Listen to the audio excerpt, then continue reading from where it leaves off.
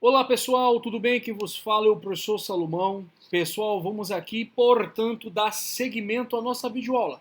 Vamos agora tratar aqui especificamente, pessoal, da atividade financeira. Pessoal, para nós entendermos a atividade financeira executada, portanto, pelo Estado, nós temos que ir na Constituição. É isso aí. Vamos aqui para a Carta Magna Nacional, que é a Constituição da República Federativa do Brasil de 88, e nela nós vamos encontrar as balizas para a gente começar a entender, compreender e, nesse sentido, respirar direito financeiro no que tange à atividade financeira. Primeiramente, pessoal, olha pontualmente o artigo 1º da Carta Magna. Olha o que diz. A República Federativa do Brasil, formada pela união indissolúvel dos estados, municípios e DF, constitui-se em Estado democrático de direito. Até aqui foi a nossa aula passada. Aqui nós falamos do que é o Estado. Peço venha. Falamos o que é o Estado, falamos o que é democracia, no que tange pontualmente, pessoal, a participação do povo no poder, e vimos também o predicado que envolve o seu Estado de direito. Faltou, com base na conjunção aditiva e, completarmos o raciocínio. E tem como fundamentos, olha só, pessoal, a soberania. Lembre comigo, na verdade, que eu falei com um dos elementos do Estado, a soberania. E você vai encontrar ela como fundamento da República Federativa do Brasil, e na mesma medida e consequência toada, você vai encontrar no inciso 3º do artigo 4º da Constituição. Olha o que diz a Carta Constitucional Brasileira. A República Federativa do Brasil rege nas relações internacionais pelos seguintes princípios. Então veja, na óptica fundamental da República Federativa do Brasil, nós temos a soberania com um dos seus pressupostos principiológicos. Na mesma medida e consequência, temos também como princípio normativo nas relações internacionais a soberania. Estar aqui qualificada categoricamente como autodeterminação dos povos. E não acabou aqui não, meu queridão. Vamos aqui. Artigo 170 da Carta Magna Nacional. Olha o que diz. A ordem econômica fundada na valorização do trabalho humano e na livre iniciativa tem por fim assegurar a todos existência digna conforme os ditames da justiça social, observar os seguintes princípios. Vamos lá, pessoal, inciso 1, olha aqui estampado, soberania nacional. Bem, o que importa aqui é o seguinte, pessoal, é que de todo o poder, ele emana de quem, gente? Do povo.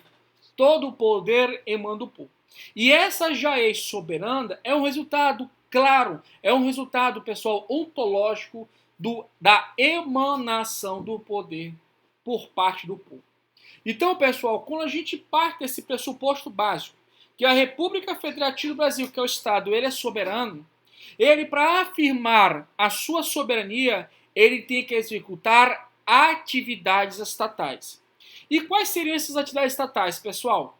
Bem, primeiramente, num ponto modal de consequência, nós temos que entender que nessa conjectura de exercer atividades tipicamente estatais, elas são emanadas pelos poderes. E nesse contexto de consequência, temos que identificar a separação dos poderes.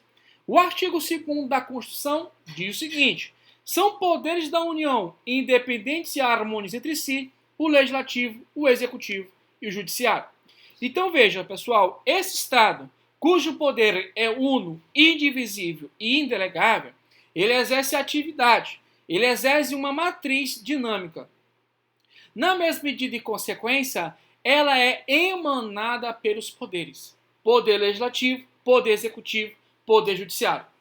Contudo, todavia, entretanto, pessoal, para a própria preservação e manutenção dos poderes, tem que haver recursos, tem que haver elemento de natureza material, que é o capital, que é o dinheiro.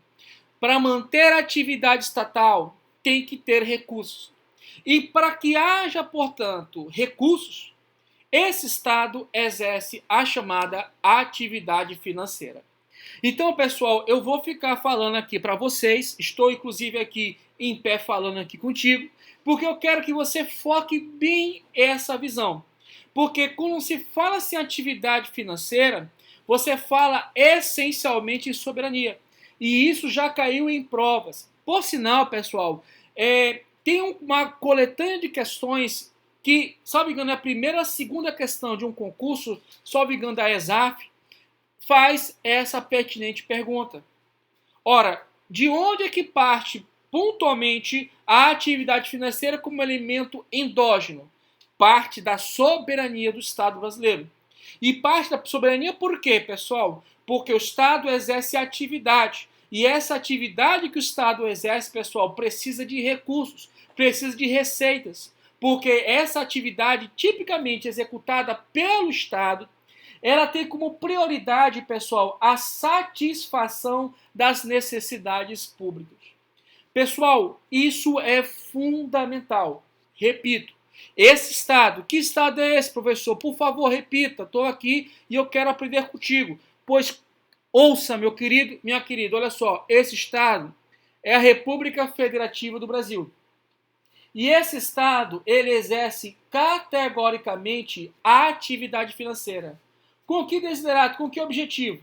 Pessoal, ele exerce a atividade financeira para que haja segurança pública, para que haja saúde a todos, para que haja, pessoal, pontualmente uma representatividade do país nas relações exteriores, por intermédio do Ministério, por intermédio das suas forças armadas. Não há como, pessoal, manter o Estado sem dinheiro, sem capital. Por isso, o Estado exerce nitidamente a atividade financeira. Portanto, respondendo essa questão de concurso, a atividade financeira, pessoal, volta aqui, Salomão, para o aluno aprender. O Estado exerce a atividade financeira porque é uma expressão da soberania do Estado. E ela congrega no seu ponto modal que o Estado ele tem que atender às necessidades públicas. E de forma correlada, de forma consequente, de forma associada, de forma endógena, esse Estado, na mesma medida que atende às necessidades públicas, ele também atende aos objetivos fundamentais da República Federativa do Brasil. E como é que ele emana a concretude desses objetivos fundamentais? Já estou pensando em outra prova aqui, ó. Veja, você vai resolver essas questões, tá? Então, como é que ele conclui os objetivos fundamentais? Através de políticas públicas. Professor, por favor, aonde está isso? Tudo na Constituição, tudo na Carta Magna. Artigo 3º da Constituição, que diz o seguinte: constituem objetivos fundamentais da República Federativa do Brasil. Meus queridos, minhas queridas, nós estamos diante das chamadas normas programáticas. São normas essas constitucionais que trabalham verdadeiros programas, verdadeiras diretrizes para que os governantes exerçam efetivamente, pessoal, o atendimento. Significa dizer, pessoal, que dentro de uma seara de um país dito democrático, dentro de um país chamado país democrático, onde há a alternância do poder, onde há a possibilidade de mudar o jogo político do país, todo e qualquer representante que vier ao país exercer um mandato e, nesse contexto, governar um país, não pode furtar de observar os objetivos fundamentais. Então, eu repito, o Estado, ele exerce atividade estatal. E essa atividade estatal, pessoal, ela injeta necessariamente uma série de mecanismos, uma série de fatores. É por isso que chamamos máquina estatal, porque ela tem mobilidade, porque ela tem matriz, portanto, de dinamismo. Ela atende à saúde, ela atende à segurança, ela atende à infraestrutura, ao comércio exterior, às relações diplomáticas. É um gigante. O Estado é um gigante. E nesse contexto de consequência, inspirado, portanto, no Leviatã, coloco para vocês o seguinte desenho, pessoal, associado. Olha aqui, meus queridos. Vamos imaginar pontualmente aqui a instalação de uma indústria química no município. Vamos imaginar aqui pontualmente. Existe interesse público aqui? O aluno, nas pressas, diz que sim. Mas te acalma. Cuidado com isso. Porque quando nós falamos pontualmente de um Estado, o Leviatã, né? O Estado, né? O de Hobbes, né? O Leviatã, aquele monstro em que governa, cujo corpo é formado pelos cidadãos, nós temos que entender de forma imperativa se há ou não interesse público na implementação, na construção de uma indústria química em um município específico. Primeiro ponto de análise: essa indústria vai gerar, olha só, vai gerar empregos? Se gerar empregos, qual é a consequência? A arrecadação de tributos é aumentada. Vai melhorar o quê? A economia local, porque vai ter trabalhadores. Nenhum prefeito, pessoal, nenhum governador, em sã consciência, pelo menos um responsável, vai estimular a instalação de uma indústria para vir pessoal de fora. Me desculpa a franqueza. Me desculpa a franqueza. Primeiro que o eleitor não vai votar nele. Não vai mais votar nele. Ele quer que aquela comunidade, ele quer que aquele povo daquele município venha trabalhar nessa indústria porque ele quer ganhar eleições. Desculpa a franqueza, mas esse aqui é o jogo político. Ele tem que atender às necessidades da sua população, do seu povo. Agora vão ter um reflexo consequente. Tudo bem. Melhorou a arrecadação de tributos, melhorou a economia local, aumentou o emprego, aumentou a visibilidade daquele município, mas os impactos ambientais locais, ou até mesmo regionais. De fato, houve uma contratação efetiva de um corpo de pessoal daquele município? Será que, evidentemente, são pessoas daquele município que foram contratados? Será que aquele município, pessoal, para estimular a vinda desse parque industrial, ele não fez uma série de renúncias fiscais? Diminuiu a carga tributária? Então isso tudo, pessoal, faz parte do contexto, do bojo, da análise da atividade financeira. Então o Estado, pessoal, o Estado brasileiro, como qualquer Estado, ele exerce nitidamente uma atividade financeira.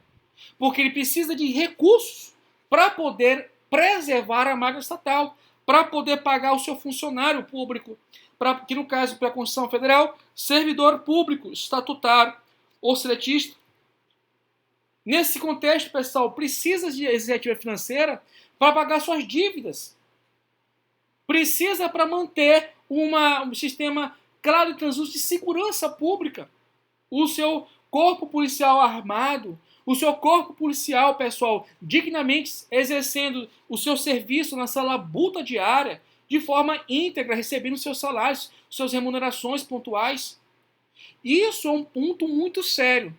Então, nesse contexto, pessoal, falar de atividade financeira, mais uma vez, é falar de soberania. A atividade financeira é a expressão da soberania do Estado. E ela tem como pressuposto de atuação, anota no caderno, o atendimento às necessidades públicas. Lembra do exemplo da indústria. 2, o atendimento dos objetivos fundamentais da República Federativa do Brasil. Pessoal, não acabou não. Vamos aqui mais uma vez à leitura do artigo 3º da Constituição. Olha o que diz. Constitui objetivos fundamentais da República Federativa do Brasil construir uma sociedade livre, justa e solidária. Olha aqui que eu destaco. Garantir o desenvolvimento nacional. Erradicar a pobreza, a marginação e reduzir as desigualdades sociais e regionais. E por fim, pessoal, olha aqui o fundamento, inclusive a finalidade do Estado, promover o bem de todos, sem preconceito de origem, raça, sexo, cor, idade ou qualquer outras formas de discriminação. O Estado, pessoal, ele existe e é justificado a sua existência para promover o bem do seu povo. Porque se não faz, pessoal, se não faz, existem revoluções. Está aí a Revolução Francesa. Então o Estado, ele é construído, o Estado, ele é teorizado, ele é moldado e inclusive institucionalizado pela Constituição se ele promove o bem do seu povo. Bem, para que não fique várias palavras soltas ao vento, aliás, As palavras têm que ter concretude, elas têm que ser concretas. Eu vou ditar para vocês aqui, gostaria que vocês anotassem nos seus cadernos, um conceito pontual, porque depois de ter feito esse conceito, nós vamos analisar os elementos da atividade financeira, que são receitas, despesas, orçamento e crédito. Então, eu queria que você pegasse um caderno, né? Ou tem aluno que prefere direto no computador, fica à vontade, eu quero que você cresça, eu quero que você aprenda. Então, anota aí no caderno um conceito bem objetivo, claro e translúcido, e conforme eu vou falando, você vai lembrar da resolução de duas questões de concurso que eu coloquei para vocês. Então, vamos lá, pessoal, o que seria atividade financeira? Então, vamos lá. Primeiro, a atividade financeira é a expressão da soberania do Estado.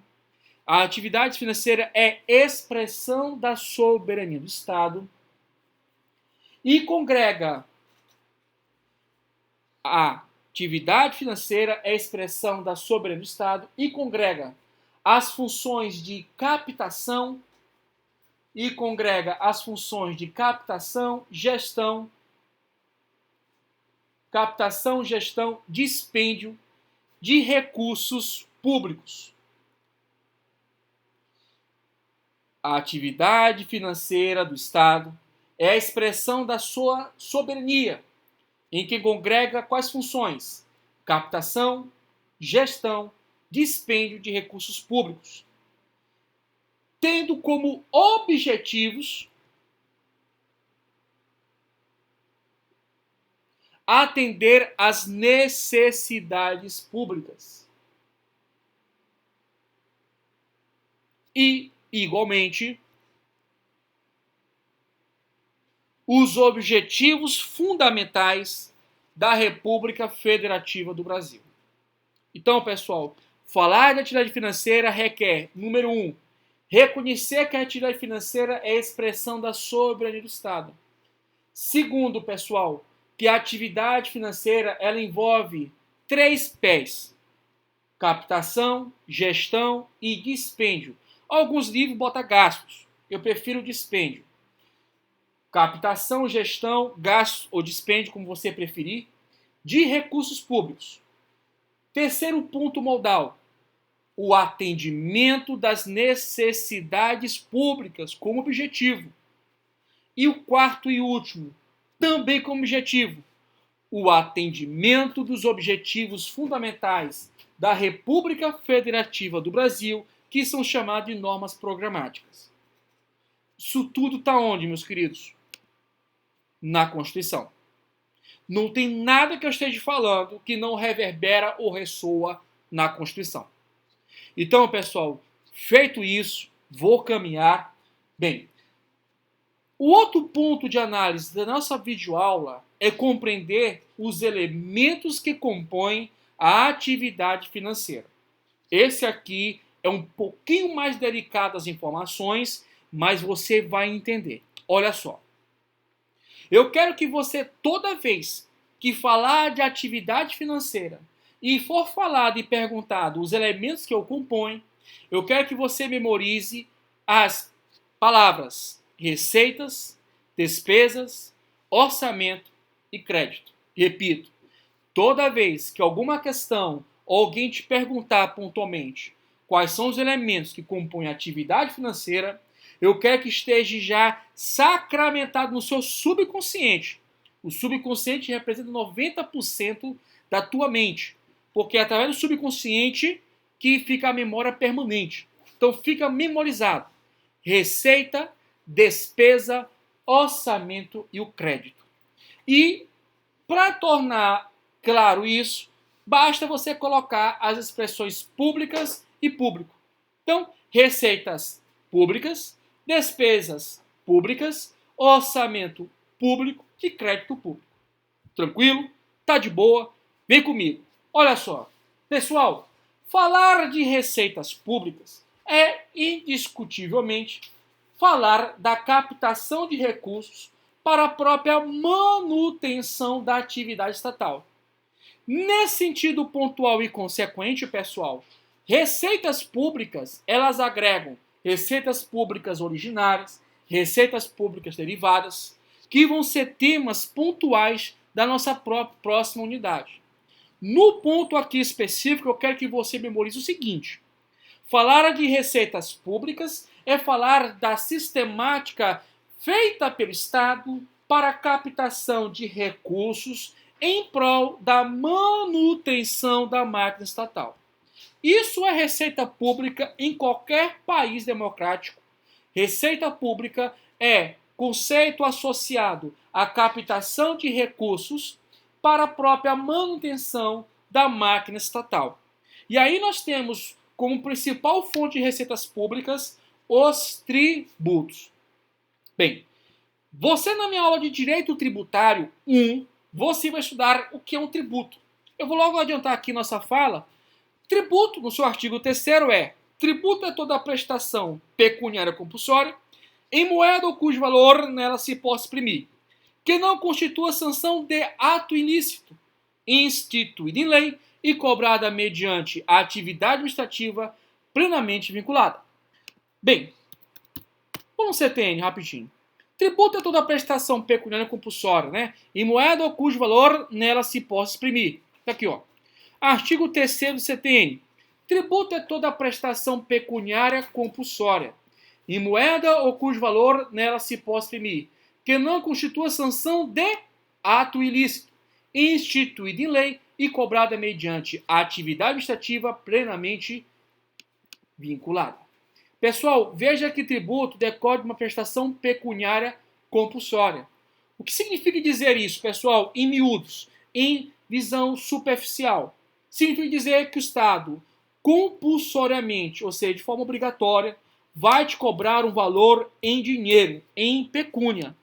A palavra pecúnia vem de pecus, que significa gado. Até hoje se faz negócios com animais, gente, com gados. E na época da antiguidade, o gado sempre foi moeda de troca. Além de ser utilizado como transporte e favorecer a própria utilização da sua máquina, do seu corpo, para que seja feito, inclusive, a semeadura, né, a colheita de forma adequada, o tratamento do solo, etc. O gado também é fonte de alimentos. Então, o gado sempre foi, pessoal, um ponto crivo de muita cobiça pelas civilizações desde a antiguidade, né? Então, veja, pecus, gado, pecúnia, dinheiro, tá? Compulsória. A expressão compulsória vem ligar referência ao iuris império, ou seja, o direito de império, o direito do Estado de impor uma cobrança. Que cobrança? Tributo. Tributo é o que, gente? Uma receita pública. Pessoal, um outro exemplo interessante para a gente poder apropriar e avançar. Nós também temos como receitas públicas as chamadas receitas públicas originárias. Pessoal, vamos aqui. Vamos imaginar pontualmente que haja, pessoal, e haja especificamente, um imóvel de uma prefeitura praticamente ali, pessoal, abandonado no sentido figurado. Porque ali, no sentido técnico, a gente não pode dizer isso. Seria uma impropriedade, uma ignorância. Mas estou falando no sentido vulgar, tá? No sentido não técnico. Um imóvel que esteja ali abandonado, que esteja, portanto, pessoal, não sendo, agora sim, forma técnica, utilizado efetivamente pela administração pública. O que se pode fazer? N coisas. Se pode pontualmente, pessoal, destruir esse imóvel e, nesse ponto modal específico, criar um outro imóvel, dar uma outra finalidade pública. Pode pontualmente, pessoal, se não for com o intuito ter tamanhos gastos, alugar aquele imóvel. Vamos optar pela situação mais econômica, fazer o aluguel do imóvel. Pessoal, a coisa é pública, república, res publicae. Portanto, pessoal, há um crivo de observância da Lei 8666 de 93. A Lei de Licitações e Contratos, ela traz o imperativo, pessoal, com qualquer tipo de contrato. Professor, aonde está isso? Na Lei 8.666, no seu artigo 2º, olha o que diz. As obras, serviços, inclusive de publicidade, compras, alienações, concessões, permissões, locações da administração pública, quando contratadas com terceiros, serão necessariamente precedidas de licitação. Então, a óptica, né, o ponto crivo modal disso é o seguinte: Estabelecer um contrato com a administração pública requer o quê, gente? Requer previamente um procedimento licitatório. Pessoal, por mais que a lei fale de procedimento licitatório, a Constituição chama de processo. É só uma questão de óptica. Vamos aqui no artigo 37 da Constituição e defrontar com essa terminologia. Nesse sentido e consequência, te chama a atenção pontual, pessoal. Vamos aqui ao inciso 21 da Constituição. Olha o que diz. Ressalvados os casos especificados na legislação, as obras, os serviços, olha só, compras e alienações serão contratados mediante o que, gente? Processo de licitação pública. Então, pessoal, a ideia aqui é o seguinte. A ideia é que ou você opta pelo entendimento que alguns doutrinadores apontam que há um erro de prognose, ou você interpreta que, à luz da expressão processo aqui associado, significa dizer que deve haver uma formalidade pontual, que é a licitação. E a licitação, ela você já sabe, você estudou direito administrativo, não sei se for comigo ou com outro professor, ele é sempre preliminar à fase contratual. Só que, pessoal, a própria Constituição traz uma, claramente, previsão de ressalva. Ressalvados casos especificados na legislação. Ou seja, quando a licitação ela é dispensada, dispensável ou inexigível. Pessoal, quem quiser acompanhar a minha explicação em direito administrativo, vai estar saindo material bem legal de direito administrativo que eu vou colocar no meu YouTube, no meu canal. Mas por enquanto, pessoal, vamos aqui só citar um exemplo aqui, tá? Mas quem quiser se aprofundar, é o artigo 17, o artigo 24 e aqui o artigo 25, que fala da inexigibilidade. Olha só, pessoal, só te dando um exemplo, tá? Para a gente poder acelerar. É inexigível, esse aqui está na lei 8.666. Olha só, é inexigível a licitação quando houver inviabilidade de competição. Você vai ver em direito administrativo, especialmente na parte de licitações e contratos, que deve ser observado o princípio da competitividade. E o Tribunal de Contas da União, ele prefere utilizar uma outra terminologia. Uma terminologia que, ao meu ponto de vista, ela segue uma orientação do jurista Marçal Justen Filho, que é chamada ampla competitividade.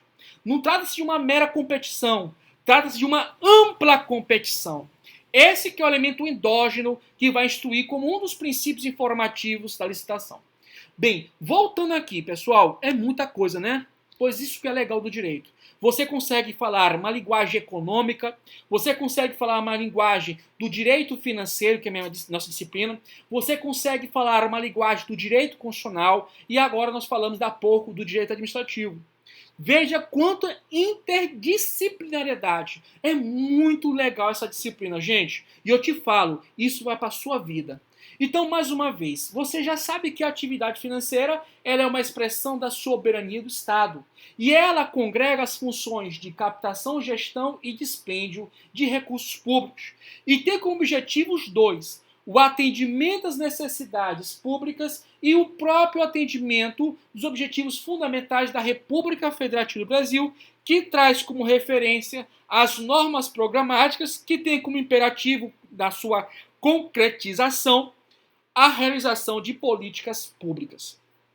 Bem, pessoal, feito um baseamento nisso, só para finalizar, citei como exemplo de receitas públicas o tributo.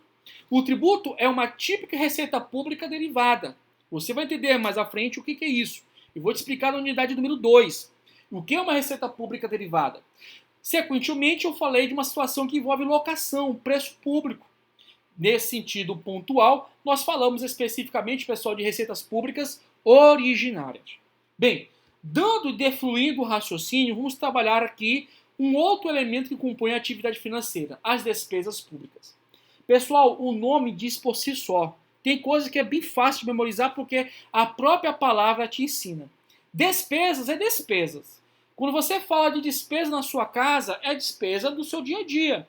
Conta de luz, água, alimentação. Né? Mesma coisa, são despesas do Estado. Então o Estado ele tem despesas, porque o Estado é uma pessoa. Você é uma pessoa natural, física, humana. Já o Estado é uma pessoa territorialmente soberana. é uma outra pessoa. O município, uma pessoa jurídica de direito público interno. Então veja, são pessoas. E por ser pessoas, tem despesas. Então o que seriam despesas públicas, pessoal? Bem, despesas públicas claramente está ligado aos gastos ou dispêndios públicos em prol do atendimento das necessidades públicas e dos objetivos fundamentais da República Federativa do Brasil, que estão previstos no artigo 3º. Bem simples, bem tranquilo. Despesas públicas, pessoal, salvo engano, vai ser a unidade número 3. Tá? Unidade número 1 é a parte introdutória, né, o introito do direito financeiro. Unidade 2, receitas públicas. Unidade 3, despesas públicas. Pessoal, um tema bastante longo é orçamento público. Pessoal, orçamento público, eu quero que, por enquanto, para não confundir muita informação, eu quero que você só ouça, memorize o que eu vou te falar. Falar em orçamento é falar de uma gestão de recursos públicos. Vou repetir. Falar de orçamento é falar de gestão de recursos públicos. Sempre em prol de uma efetiva e racional arrecadação de receitas e realização de despesas. Então veja, orçamento é sempre, pessoal, um ponto modal e crivo de gestão de recursos públicos em prol da arrecadação e em prol, pessoal, do emprego desses recursos. Veja que falar de orçamento sempre vai reverberar a autoridade do Poder Legislativo em autorizar as despesas empregadas pelo Estado. Em contrapartida, o Poder Executivo irá realizar, executar políticas públicas, atendimento às necessidades públicas em razão das das despesas autorizadas pelo Poder Legislativo. Então, repetindo, pessoal, falar de orçamento público é indiscutivelmente tratar de gestão de recursos públicos. Nessa medida de consequência, você vai tratar de duas informações associadas. Organizar todas as receitas e, nesse sentido, organizar igualmente as despesas que vão ser empregadas. Quem autoriza a que haja esses gastos, haja essas despesas? O Legislativo. E quem, portanto, faz as obras públicas, faz uma ponte, um hospital, é o Executivo. Pessoal, eu estou verificando que o vídeo está um pouquinho longo. Eu vou dar continuidade à nossa videoaula. No próximo bloco, pessoal, eu vou continuar a falar de atividade financeira. Vou falar com vocês, olha só, fique ligado, ainda hoje. Vou tratar com vocês acerca do crédito público. Pessoal, eu te agradeço por esse momento que você deixou para aprender. Eu me sinto agraciado em dividir o que eu aprendi para você. Eu te desejo um bom dia, uma boa tarde, uma boa noite. E não esqueçam, pessoal, Deus realiza sonhos. Um grande abraço e até mais.